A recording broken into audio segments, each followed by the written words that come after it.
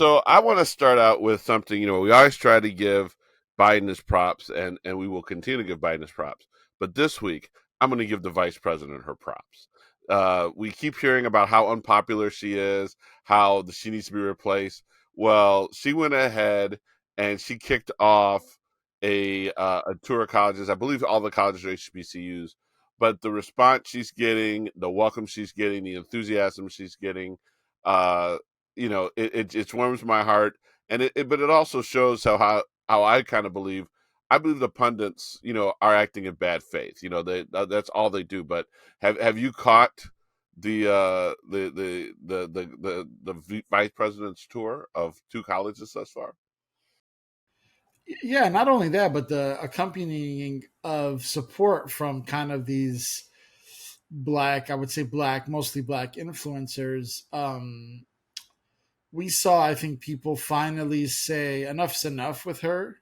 And I don't know if it's because it's election year or what have you, but I think there was a massive support and a defense of her that I don't think I've quite seen before. I think it's been there quietly, but I'm starting to see players who aren't players, right? Like certain people on Twitter will defend her justifiably, but they're players. And now I'm seeing pop culture people or celebrities or rappers or whoever it is just stand up and say, that's our girl. And I love that for her, and I love that for Democrats in general. I also love that, John, for just the truth, right?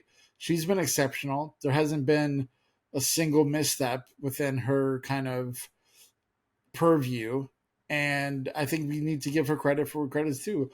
Also, John, she's young, she's vibrant. I think she's good among people.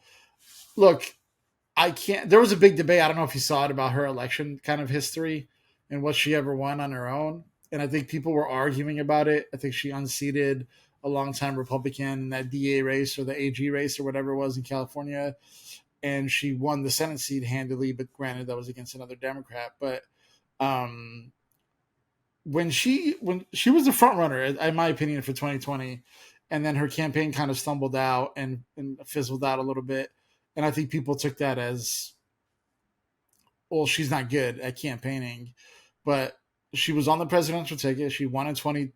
Sorry, I take that back. Yeah, no, 2020. She won in 2020, and she's been a big part of Joe Biden. Remember, he put her on the front stage, right? He said she's going to have more duties than any other vice presidential candidate, and justifiably so.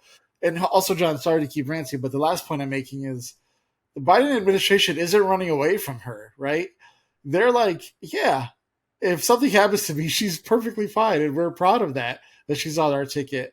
She's much more capable than anybody else to run the country, right? So I'm glad that Biden and his team, his campaign staff, are leaning into her too.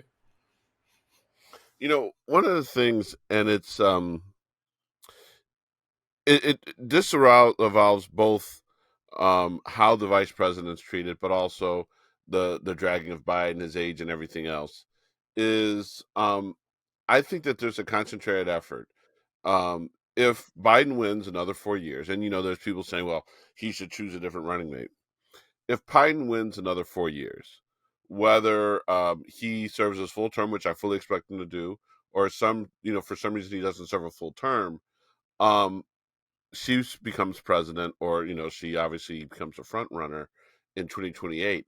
And I think a lot of the dragging of Vice President Harris is about 2028. It's about succession. It's about, do you realize, and if Biden gets another 4 years and they have another 4 years, she's the front runner. I don't care how unpopular. See, they want to keep telling us how unpopular she is, because quite frankly, after serving two terms, if the president's vice president wants to run for president, they kind of, I don't say clear the field, but they do become the prohibitive favorite.